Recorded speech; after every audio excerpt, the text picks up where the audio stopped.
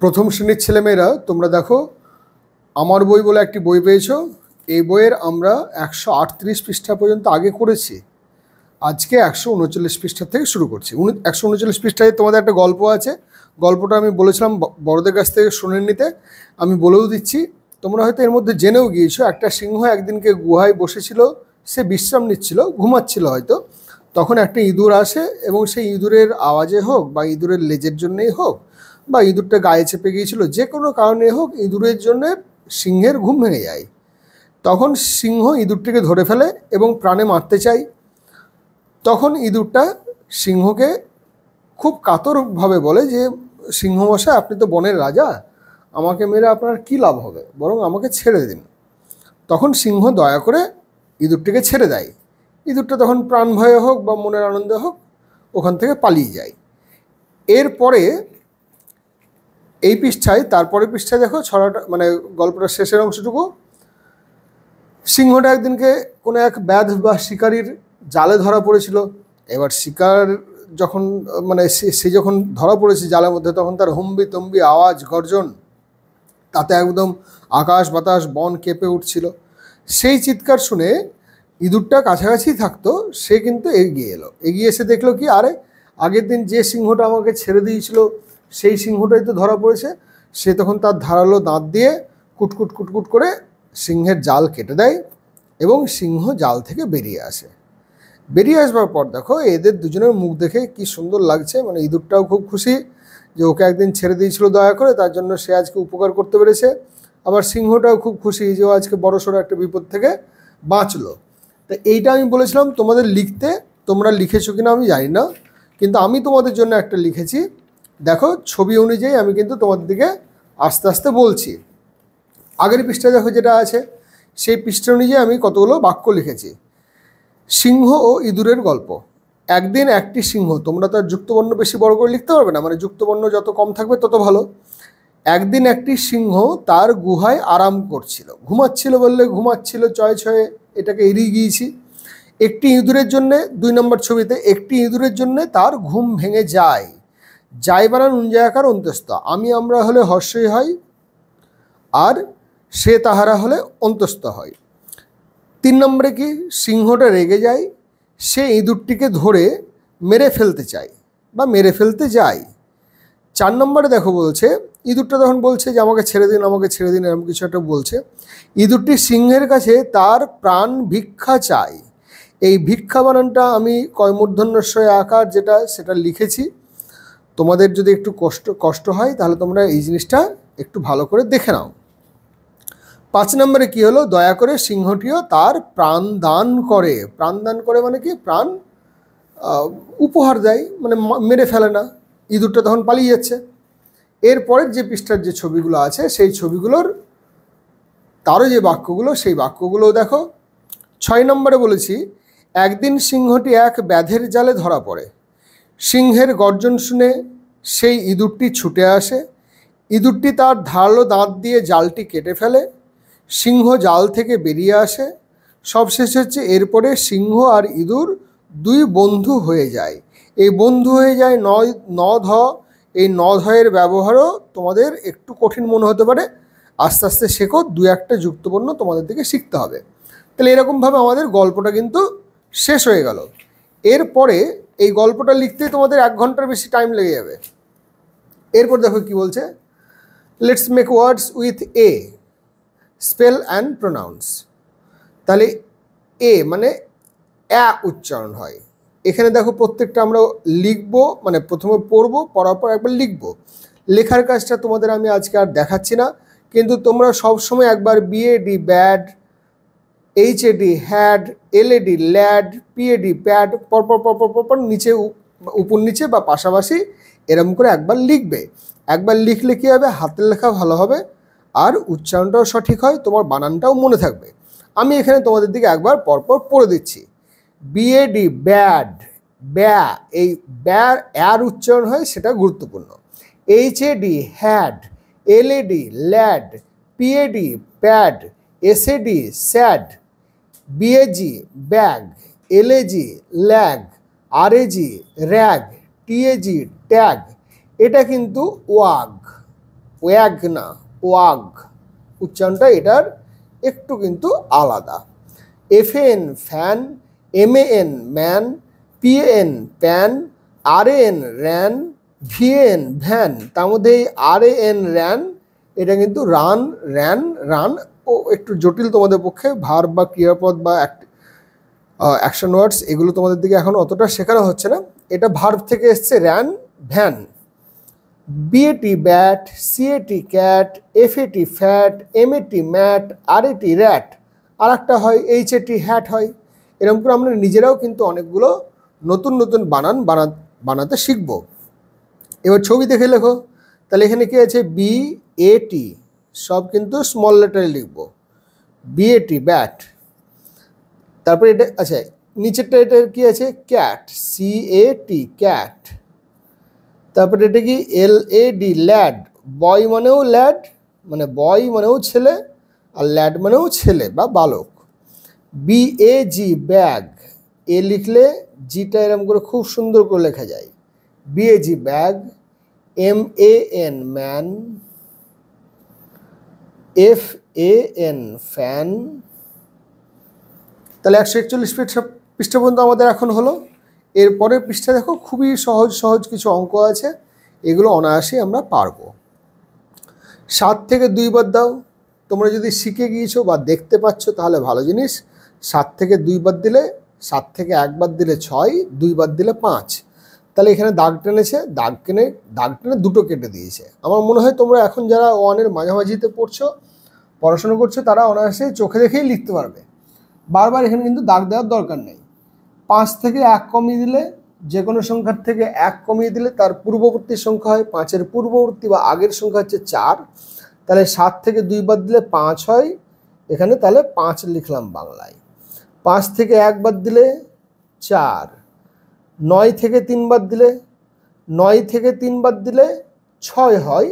তোমরা দাগ টেনেও করতে পারো, অথবা এরকম করে 9 ঘর আছে, তার থেকে 1 2 3, তাহলে 6 ঘর পড়ে থাকছে। এই 3টে ঘর বাদ চলে গেলো, তাহলে 6 ঘর পড়ে থাকছে। অথবা 9 আছে, 1 2 3 বাদ দিলাম, তাহলে 1 2 3 4 5 6 আঙুলে গুলো আমরা করতে পারবো। তাহলে 9 থেকে 3 বাদ দিলে 6, 6 থেকে 2 বাদ দিলে, 6 থেকে 1 বাদ দিলে 5, 2 বাদ দিলে 4, তাহলে 4। আমি এখানে 1 2 3 4 5 6, তার থেকে এই 2 বাদ দিয়ে দিলাম, তাহলে 1 2 3 4 পড়ে আছে। এবার ইংরেজিতে একই রকমভাবে 4 থেকে 2 বাদ দিলে, মানে 4 থেকে 2 বাদ দিলে 2, 5 থেকে 3 বাদ দিলে 2, 9 থেকে 4 বাদ দিলে, তাহলে 9 এখানে যদি 9টা দাগ দাও, তার থেকে 4টে দাগ কেটে দাও, তাহলে দেখবে 5 হবে। 5, 6 থেকে 4 বাদ দিলে 2। তোমরা দাগ কেটে করার পর মিলিয়ে নেবে কত হবে ফাঁকা জায়গায় লিখে। দেখো 3, তার থেকে 2টো বাদ দিচ্ছে, তাহলে 3 থেকে যদি 2টো বাদ দেওয়া হয়, তাহলে সব মিলিয়ে 3টে দাগ, তার থেকে 2টো দাগ বাদ দিলে 1 হয়, তাহলে এটা বাংলায় 1। 6 থেকে 3 বাদ দিলে, 1 2 3 4 5 6, তার থেকে 3টে বাদ দিয়ে দিলাম, 3 পড়ে আছে, তাহলে 3। 7 থেকে 5 বাদ দিলে, তোমরা অনেকেই পারবে, 2। 9 থেকে 5 বাদ দিলে, 10 থেকে 5 বাদ দিলে 5 থাকে, তাহলে 9 বাদ দিয়েছো, তাহলে 4। 8 থেকে 5 বাদ দিলে, 8 থেকে 4 বাদ দিলে 4 পড়ে থাকে, কিন্তু তুমি 5 বাদ দিয়েছো, তাহলে আরও 1 বাদ দিতে হবে, তাহলে 3 পড়ে থাকবে। 7 থেকে 1 বাদ দিলে, কোনো সংখ্যা থেকে 1 কমালে তার পূর্ববর্তী সংখ্যা, তার মানে 7-এর আগের সংখ্যা হচ্ছে 6। এবার এখানে দেখো 4 - 1, তার মানে এখানে হচ্ছে 3। 9 - 7 সমান 2। 6 - 4 = 2। 5 - 2 = 3। 8 - 4 = 4। 9 - 6 = 3। এগুলো সবগুলো তোমরা দাগ কেটে কেটে করতে পারবে। এবার দেখো ঠিকঠাক দাগ দিই, এটা কিন্তু খুব সুন্দর একটা অঙ্ক, মানে এটাতে একটু বুদ্ধির খেলা আছে। আগে একটা দিক করব, তারপর আরেকটা দিক করব। 7 থেকে 2 বাদ দিলে কত হচ্ছে? 5, তাহলে এটার সঙ্গে এটা হবে, তাহলে এটার সঙ্গে এটাকে মিলিয়ে দিই। 5 থেকে 2 বাদ দিলে 3 হবে, তাহলে এটার সঙ্গে এটা মিলালাম। 9 থেকে 3 বাদ দিলে 6, 6 থেকে 2 বাদ দিলে 4। এবার কি 9 থেকে 4 বাদ দিলে 5, তাহলে এটার সঙ্গে এটার হবে। 8 থেকে 4 বাদ দিলে 4, তাহলে এটার সঙ্গে এটা হবে। 7 থেকে 4 বাদ দিলে 3, তাহলে এটার থেকে এটা হচ্ছে। 8 থেকে 2 বাদ দিলে 6, এর পাশাপাশি এটা করাই আছে। ঠিক একই রকমভাবে এটা করব। 6 মানে 6 বিয়োগ 4 ইকুয়াল টু 2। দেখো 6টা দাগ, তার থেকে 4টে দাগ বাদ দিয়ে দাও। এই 4টে দাগ বাদ দিয়ে দিলাম, তাহলে একটা দুটো পড়ে থাকছে, তাহলে 2, এখানে 2 আছে। 9 মাইনাস 4 ইকুয়াল টু 5, এখানে 5 আছে। 5 মাইনাস 4 ইকুয়াল টু 1, এখানে 1 আছে। 9 মাইনাস 2 ইকুয়াল টু 7, এখানে 7 আছে। ঠিক একই রকমভাবে এদিকেও মেলাতে হবে। 8 মাইনাস 3 ইকুয়াল টু 5, তাহলে 8 থেকে 3 বাদ দিলে 5 হয়। 8 থেকে 1 বাদ দিলে 8 মাইনাস 1 ইকুয়াল টু 7, তাহলে এটার সঙ্গে এটা হবে। 3 মাইনাস 2 ইকুয়াল টু 1, 3টে দাগ থেকে 2টো দাগ বাদ দিয়ে দিলে একটা দাগ থাকে, তাহলে এই 1। আর 7 মাইনাস 5 ইকুয়াল টু 2, তাহলে এটার সঙ্গে এটার। এবার আমাদের এই 143 পৃষ্ঠায় আমি এটা শর্টস করে দিয়েছিলাম, তাই সেই শর্টসে তোমরা দেখতে হবে পোশাক, কানারা, মৌখিক, দরজা, শিউলি, কৌশল, খিলান, শিশির, কেউটে, বাংলা, হংস, চিৎকার, উৎসাহ, সজিনা মানে সজনে ডাঁটা, যেটা আমরা যেটা সজনে খাই, ছুটি যেটাকে বলি, বাঁদর, গোখরো, গোখরো এক ধরনের সাপ, বিষাক্ত সাপ, তুলসী, শৃগাল, শৃগাল মানে শেয়াল, দোপাটি, ফুল, নাটক, জারুল, পিপুল, পিয়াল, সজারু। এরকমভাবে আমাদের 143 পৃষ্ঠার কাজ এর আগে আমরা শর্টস করে দিয়েছি।